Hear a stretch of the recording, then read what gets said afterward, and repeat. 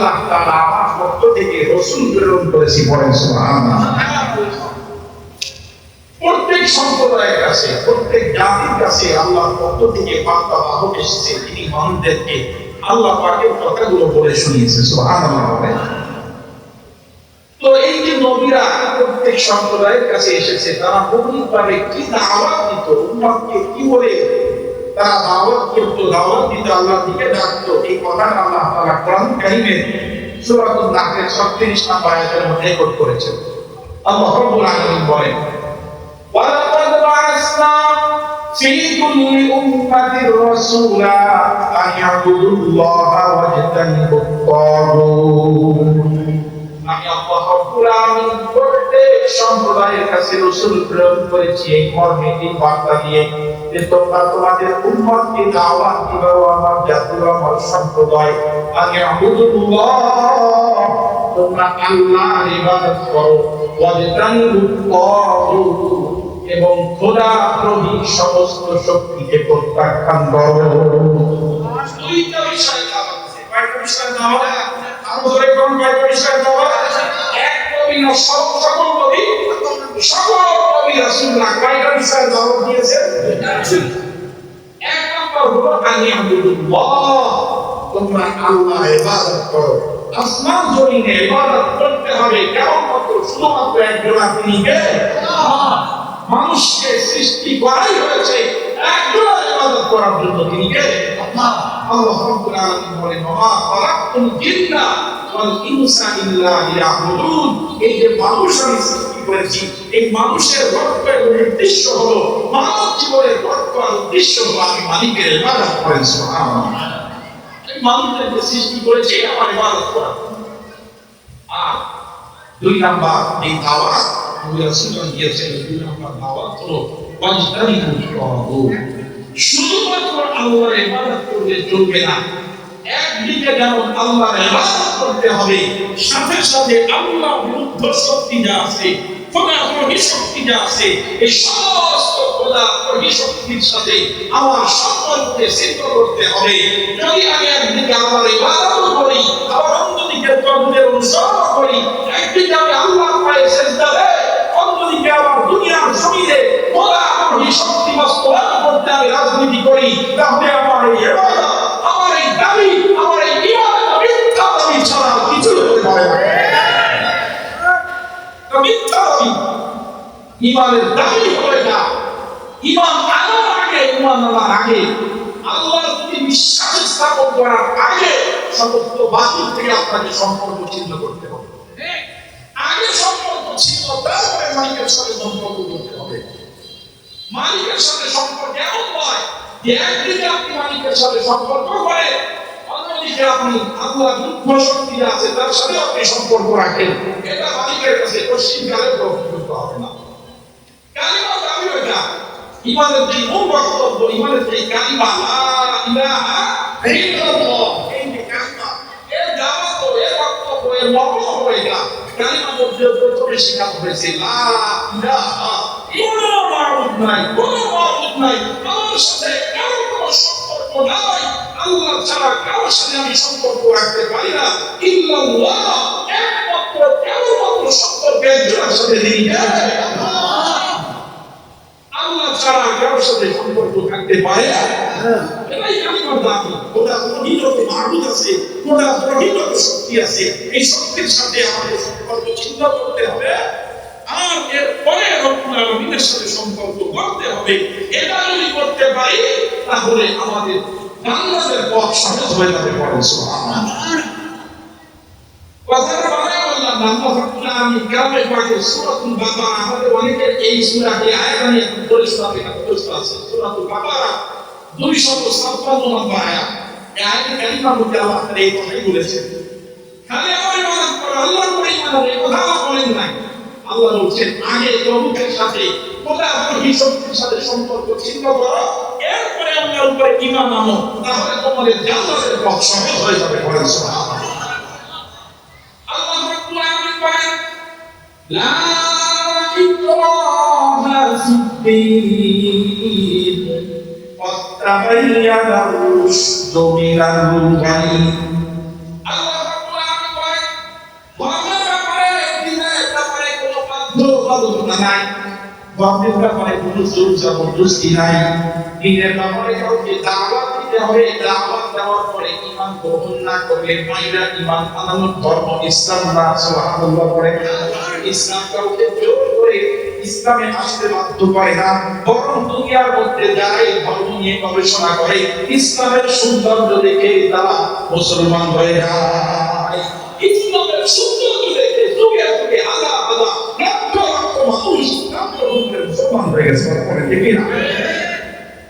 আল্লাহ রাব্বুল আলামিন বলেন লা ইকরাহা ফিদ-দীন, দ্বীনের ব্যাপারে কোনো জোরাজুরি নাই, ধর্মের ব্যাপারে কোনো জবরদস্তি নাই। ফাতাবায়্যানা রুশদু মিনাল গায়, গোমরাহি থেকে হিদায়াতের পথ নিকট হয়ে গেছে। হিদায়াত কোনটা, গোমরাহি কোনটা, এটা দুনিয়ার মানুষের কাছে স্পষ্ট হয়ে গেছে।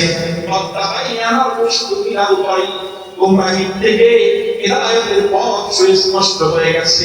এরপরে কথায় বক্তব্য করে আল্লাহ রাব্বুল আলামিন বলেন সামাইয়া সুরবিত তাগুত, সুতরাং যারা তাগুতের সাথে সম্পর্ক ছিন্ন করবে, খোদাদ্রোহী শক্তির সাথে সম্পর্ক ছিন্ন করবে, তাগুতকে প্রত্যাখ্যান করবে, তাগুতকে অস্বীকার করবে, সামাইয়া সুরবিত তাগুত ওয়া ইউমিনু বিল্লাহ, আর আল্লাহর প্রতি ঈমান আনবে, ফাকাদ ইসতামসাকা বিল উরওয়াতিল উসকা, তারা শক্ত হাতল পাকড়াও করলো। পড়েন সুবহানাল্লাহ।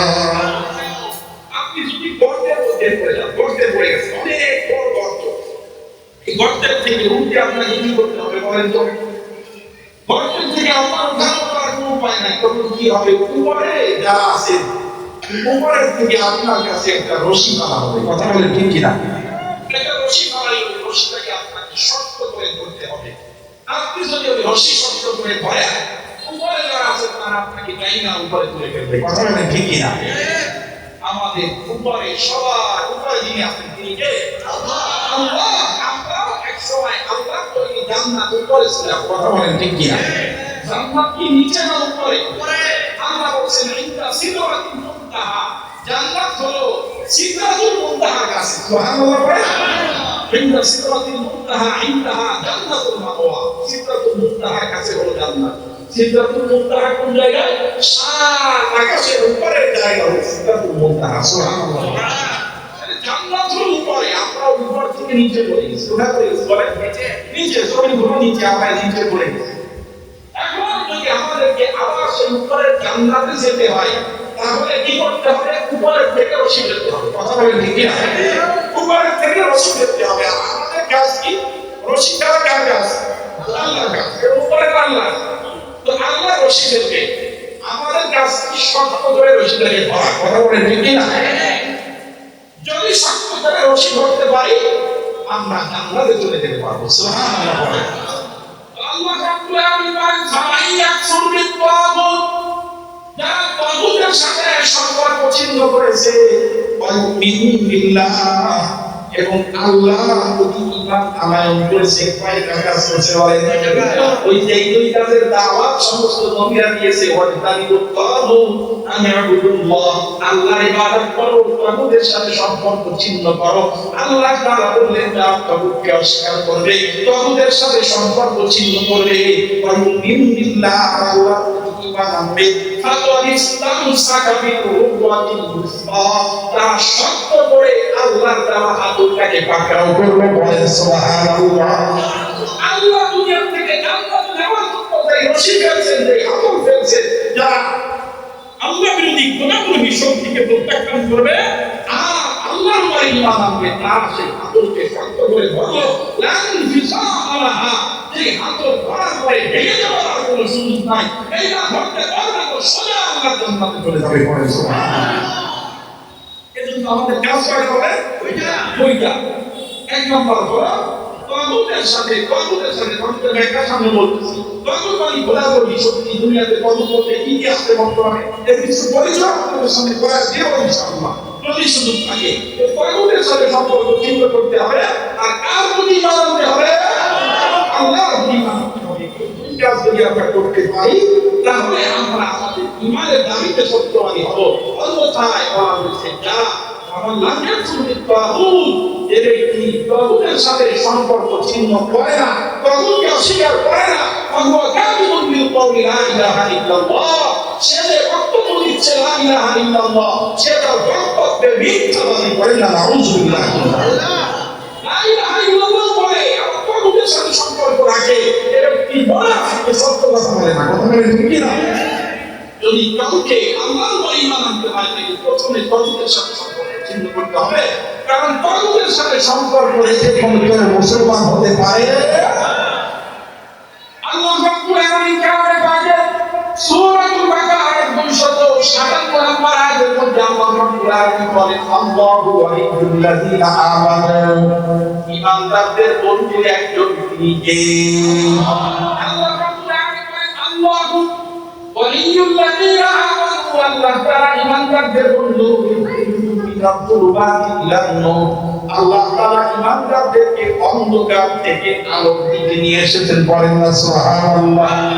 যারা ঈমানদার, আমাদেরকে আল্লাহ তাআলা কুফুরের অন্ধকার থেকে ঈমানের আলো পর্যন্ত দান করেছেন। বলেন সুবহানাল্লাহ।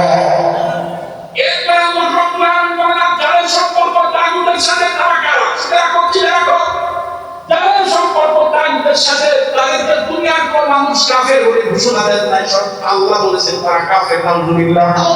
আল্লাহ রাব্বুল আলামিন বলেন, আল্লাযীনা কাফারু আউলিয়াউহুম তাগুত, যারা কাফের তাদের বন্ধু হলো তাগুত। বলেন নাউযুবিল্লাহ। তাগুতের বন্ধু যারা, তাদেরকে কাফের বলে ঘোষণা দিয়েছেন কে? আর জোরে বলেন কে? অবশ্যই তাগুত থেকে সম্পর্ক ছিন্ন করতে হবে। ঈমানদারদের তাগুতের সাথে কোনো সম্পর্ক থাকতে পারে না। হুজুর তো চলে আসেন, দুই এক কথাই শেষ করে দেব। দুনিয়ার মুসলমান ঈমানদার মালিক রাখতে পারে, যে কথা বলতেছিলাম, ঈমানদার তাগুতের সাথে সম্পর্ক রাখতে পারে না। তাগুত থেকে আমাদেরকে সম্পর্ক ছিন্ন, আমাদেরকে তাগুত থেকে সম্পর্ক ছিন্ন করতে হবে। এইবার তাগুত কাকে বলে? তাগুতের একটু পরিচয় সংক্ষিপ্ত ভাবে দিব। খোদাদ্রোহী শক্তি হলো তাগুত। এই দুনিয়ার মধ্যে তাগুত কতগুলো প্রকার তাগুত আছে, তার মধ্যে এক নম্বর হলো শয়তান। শয়তান হলো তাগুত। শয়তানের অনুসরণ করা যাবে না, শয়তানের সাথে মুসলমানদের সম্পর্ক রাখতে পারে না। আল্লাহ তাআলা বলেন, আলাম আহাদ ইলাইকুম ইয়া বানি আদম আল্লাহ তা'বুদুশ শাইতান ইন্নাহু লাকুম আদুউউম মুবিন। আল্লাহ তাআলা কি তোমাদের কাছ থেকে অপরিহার্য, তোমাদের কাছ থেকে আল্লাহ তাআলা এই ওয়াদা দেন না যে আল্লাহ তা'বুদুশ শাইতান, তোমরা শয়তানের দাসত্ব, শয়তানের অনুগত করবা। আল্লাহ তাআলা আমাদের কাছে এই অধিকার দিয়েছে, আমরা দাসত্ব করব, অনুগত করব একজন আল্লাহকে।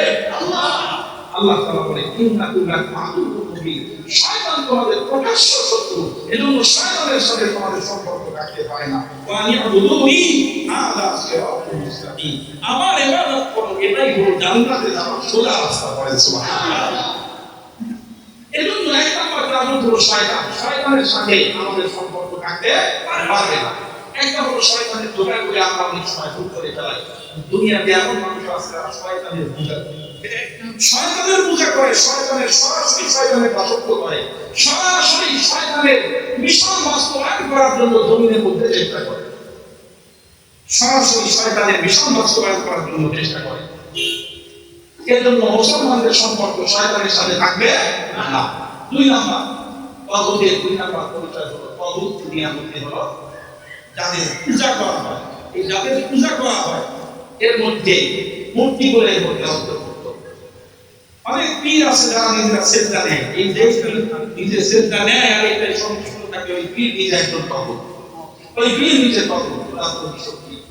এরকম ভাবে আল্লাহকে বাদ দিয়া অন্য যত কিছু উপাসনা করা হয় সব উপাস্য বস্তুগুলো তাগুত।